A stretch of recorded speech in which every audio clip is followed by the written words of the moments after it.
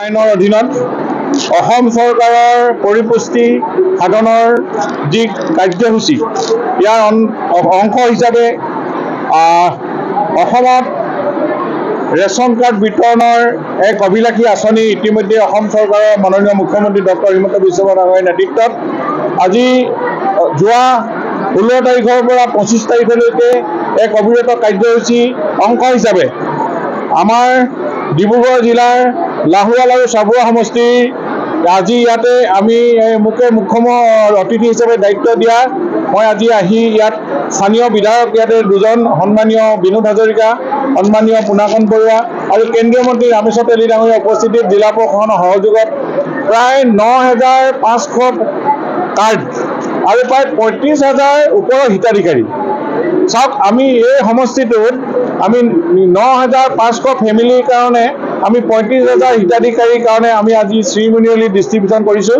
আৰু এই কাৰ্ডটো এইবাৰ আমাৰ 23 চনৰ আইনৰ যোগেদি অসম চৰকাৰে 4 লাখ টকা ইনকমলৈকে দিয়াৰ এটা সিদ্ধান্ত হ'ল।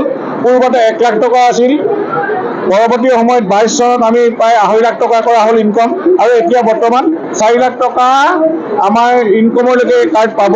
কাৰ্ডখনৰ লগত আয়ুষ্মান কাৰ্ডৰ কাৰণে আজি মধ্যবিত্ত শ্ৰেণীটোৱে যথেষ্ট উপকৃত হৈছে আৰু লগে লগে আজি আমি কাৰ্ড বিতৰণ কৰিছোঁ। কালিলৈ চাউলটো তেওঁলোকৰ অনুমোদন অসম চৰকাৰে দিয়া হৈ গ'ল, চাউল ল'ব পাৰিব, ৰেচন কাৰ্ডৰ যোগেদি তেওঁলোকে আয়ুষ্মান কাৰ্ডটো পাব, উজ্জ্বলা আঁচনিৰ গেছ পাব, 300 টকাকৈ মাহেকত ছাবচিডি পাব আৰু পৰৱৰ্তী সময়ত মাননীয় মুখ্যমন্ত্ৰী মহোদয়ে কৈছে এই সকলো ৰেচন কাৰ্ডৰ হিতাধিকাৰীক অৰুণোদয় হিতাধিকাৰীলৈ কনভাৰ্ট কৰা হ'ব। এক্সিডেণ্ট হ'লেও তেওঁলোকৰ বেনিফিট দিয়াৰ কথাও চিন্তা কৰি আছে। গতিকে সময়ত পৰ্যায়ক্ৰমে এই আমি আঁচনিখিনি এই ৰেচন কাৰ্ড অৰ্থাৎ সাধাৰণ শ্ৰেণীৰ ৰাইজ আমি 4 লাখ ইনকমলৈকে থকা এই ৰাইজৰ উপকৃত হ'লেহে ৰাজ্যখন আগবাঢ়িব। দেশৰ প্ৰধানমন্ত্ৰী নৰেন্দ্ৰ মোদী ডাঙৰীয়াই সদায় কৈ আছে যে সাধাৰণ জনগণ যেতিয়ালৈকে উপকৃত নহয়, সাধাৰণ জনগণ যেতিয়ালৈকে আৰ্থিকভাৱে সচ্ছল নহয় তেতিয়ালৈকে দেশখন আমি আগবাঢ়ি নিব নোৱাৰিম। অসমত আমি বিকশিত ভাৰত, অসম বিকশিত হ'ব লাগিব আৰু সমাজনীতি বিকশিত হ'ব লাগিব। এই কনচেপ্টেৰে আমি কাম কৰি আছোঁ। আমি মহিলা উদ্যমিতা আঁচনি যোৱা কালি এটা অভিলাষী আঁচনি 10,000 কৰি তেখেতসকলক এককালীন সাহায্য দিয়া। এনেধৰণে মহিলাসকল হ'ল দেশৰ শক্তি, মহিলাসকল হ'ল সমাজৰ শক্তি। এই মহিলাসকলকে আমি তেওঁলোকে যাতে সমাজৰ কাৰণে দেশৰ কাৰণে কাম কৰিব পাৰে, তেওঁলোকক অভাৱমুক্ত কৰিব পাৰি, আৰ্থিক সচ্ছলতা আনিব পাৰি, এই কনচেপ্টৰে চৰকাৰে বহুখিনি আঁচনি লৈছে। কিন্তু এইবিলাক পূৰ্বৰ চৰকাৰতকৈ এইবিলাক অন্য কাৰ্যসূচী এইবিলাক প্ৰধানমন্ত্ৰী নৰেন্দ্ৰ মোদী আৰু অসম চৰকাৰৰ মুখ্যমন্ত্ৰী ডক্টৰ হিমন্ত বিশ্ব শৰ্মাৰ দিনতহে এই মহিলাসকললৈ মুখত হাঁহি বিৰিঙিছে, পৰিয়ালবিলাকে শান্তিত আছে, পৰিয়ালবিলাক অভাৱমুক্ত হোৱা নাই, নিজৰ ল'ৰা ছোৱালী ভালকৈ পঢ়াইছে শুনাইছে। গতিকে এনেকুৱা অভিলাষী আঁচনিখিনিয়ে মই ভাবোঁ আজি জনগণৰ মাজত এই চৰকাৰৰ জনপ্ৰিয়তা বঢ়াইছে আৰু তেওঁলোকে আনন্দত আছে। গতিকে আমি সকলোক এই গুৰুত্বপূৰ্ণ কাৰ্ডটো ৰেচন কাৰ্ডটোৰ কি কি সুবিধা আছে এইখিনি কথা আমি আনুষ্ঠানিকভাৱে বিতৰণ কৰিছোঁ। আজি মাৰ ভঙা উৎসাহ আপুনি দেখিছে, প্ৰায় 9,000 ওপৰত প্ৰতিজন হিতাধিকাৰীয়ে ইয়াতে সমবেত হৈছে। তেওঁলোকে সভাখনৰ প্ৰতিটো কথাই গুৰুত্ব দি শুনিছে। গতিকে সমাজত এক অংশীদাৰ হ'বলৈ হ'লে সমাজৰ নীতি নিয়ম আইন শৃংখলা মিটিং সভা সমিতিবিলাকতো অংশগ্ৰহণ কৰিছে। গতিকে মই ভাবিছোঁ মহিলাসকলৰ এতিয়া দিন আৰু মহিলাসকলৰ অভাৱমুক্ত হৈছে আৰু তেওঁলোকৰ আৰ্থিক সচ্ছলতা, পৰিয়ালটো যাতে শান্তিৰে চলা, মানে এটা পৰিয়াল শান্তিৰে চলা মানে গাঁওখন শান্তিৰে চলা, গাঁওখন শান্তিৰে থকা মানে সমাজখন শান্তিৰে থকা। এই কনচেপ্টতে তেওঁলোকে আগন্তুক দিনত তেওঁলোকৰ যাতে কোনো অভাৱত অন্নৰ অভাৱত যাতে কোনো থাকিবলগীয়া নহয়। 5 কেজিকৈ ফ্ৰী ৰেচন, আমি যেনেকৈ ক'ভিডৰ সময়ত আকৌ প্ৰধানমন্ত্ৰী 5,000 টকা 5 কেজিকৈ চাউল দিছিল, এনেধৰণৰ টকা পইচাও দিছিল। এই গোটেই কথাখিনি এই আমাৰ অন্ত্যোদয় আঁচনিৰ লগত জড়িত। গতিকে এই অন্ত্যোদয় আঁচনিয়ে জনসাধাৰণক যথেষ্ট সকাহ দিছে।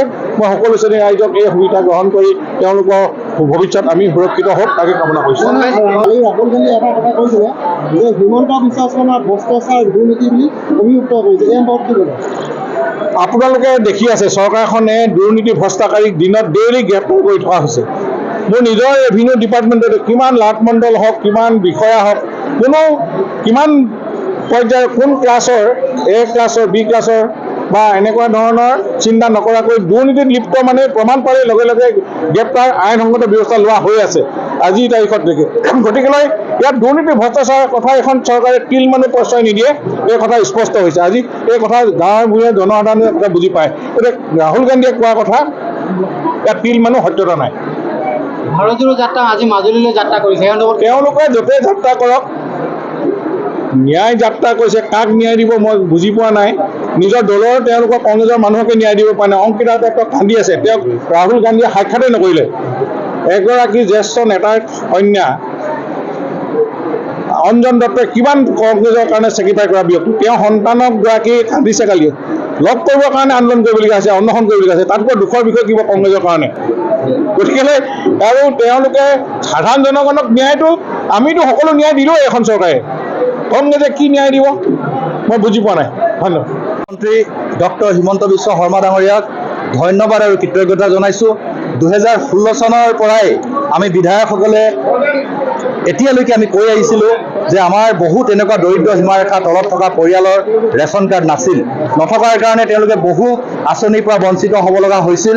সেইকাৰণে আমি এটা সিদ্ধান্ত লৈ ইতিমধ্যে অসমৰ মাননীয় মুখ্যমন্ত্ৰী মহোদয় আনুষ্ঠানিকভাৱে লাহোৱাল চাবুৱা বিধানসভা সমষ্টিত 9,475 তেনেকুৱা ৰেচন হোল্ডাৰ কাৰ্ড ইতিমধ্যে অনুমোদন জনাই আজি আনুষ্ঠানিকভাৱে আমি বিতৰণ কৰোঁ।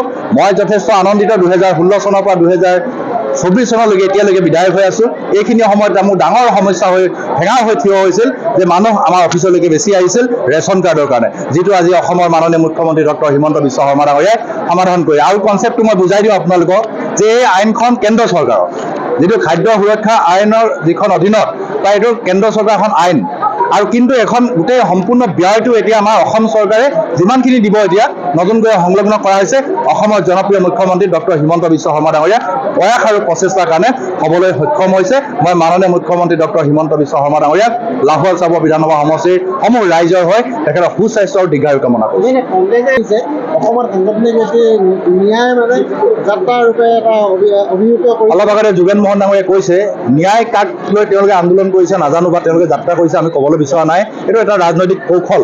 কিন্তু আপোনালোকে দেখা পাইছে তেওঁলোকৰ যিবিলাক এজন ৰাহুল গান্ধী যেনেকৈ আহিলে এখন চেণ্ট্ৰেল লিডাৰ, তেখেতে এজন নেতা কংগ্ৰেছৰ, তেখেত অহাৰ সময়ত তাৰ ৰাইজৰ সমাগম, আৰু আমি দুখন সভালৈ আমাৰ এজন মন্ত্ৰী গ'লে বা এজন বিধায়ক গ'লে যিমান মানুহ হয়, মই যদি কোনোবা এটা জেগালৈ যাওঁ তেতিয়াও চোন মানুহ প্ৰায় 1000 মানুহ মোৰ ওচৰলৈকে আহে। তো তেওঁলোকৰ তাত আমি দেখিবলৈ পোৱা নাই। সেইকাৰণে এইটো এটা মিনিংলেছ যাত্ৰা। আৰু ন্যায় যদি বিচাৰি হয়, অলপ আগতে কৈছে যে অংকিতা দত্ত যিহেতু কংগ্ৰেছৰ কাৰণে চেক্ৰিফাইচ কৰা প্ৰায়ত অঞ্জন দত্ত ডাঙৰীয়াই যিখিনি কৰি থৈ গৈছিল এই দলটোৰ হৈ, তেখেতৰ জীয়ৰী অংকিতা দত্তই দুবাৰকৈ নিৰ্বাচনত পৰাজয় বৰণ কৰিছিল, তথাপি তেখেতে দলটোৰ হৈ কাম কৰি গৈছিল। আৰু এইখিনি সময়ত অঞ্জন দত্তৰ কন্যাক তাই লগ কৰিবৰ কাৰণে তাই যি প্ৰতিবাদ কৰিব লগা হৈছে, এইটো খুব দুৰ্ভাগ্যজনক কথা। সেইকাৰণে কংগ্ৰেছৰ কোনো ন্যায় বিচাৰি তেওঁলোকে আন্দোলন কৰা, তেওঁলোকে এইটো ৰাজনৈতিক এটা কৌশল। ভৱিষ্যত লোকসভা আসন কংগ্ৰেছৰ হেৰিলৈ যাব নেকি? এখনো নাযায়। হয়তো বদৰুদ্দিন আজমল ডাঙৰীয়া ক'ৰবাত এখন তেওঁলোকৰ নিজৰ জেগা আছে, কিছুমান জেগাত হয়তো এখনমান চিট তেওঁলোকে পাব, বাকীখিনি আমিয়ে পাম। খাদ্য সুৰক্ষা আইনৰ ৰাজ্যখনৰ লক্ষ লক্ষ লোকক ৰেচন কাৰ্ড প্ৰদান কৰা হৈছে। এই অনুসৰি আজি নৱগঠিত চাবুৱা লাহোৱাল বিধানসভা সমষ্টিৰ 9,475 লোকক আনুষ্ঠানিকভাৱে ৰেচন কাৰ্ড বিতৰণ কৰা হৈছে। আৰু ইয়াত উপস্থিত আছে কেন্দ্ৰীয় মন্ত্ৰী ৰামচন্দ্ৰ ডাঙৰীয়া আৰু বিশিষ্ট অতিথি উপস্থিত আছিল চৰকাৰৰ ৰাজহ মন্ত্ৰী যোগেন মোহন ডাঙৰীয়া। এই অনুষ্ঠানৰ জৰিয়তে 9,475 লোক উপকৃত হৈছে আৰু সামগ্ৰিকভাৱে প্ৰায় 25,000 লোক ইয়াৰ পৰা উপকৃত হৈছে। ভাল আছে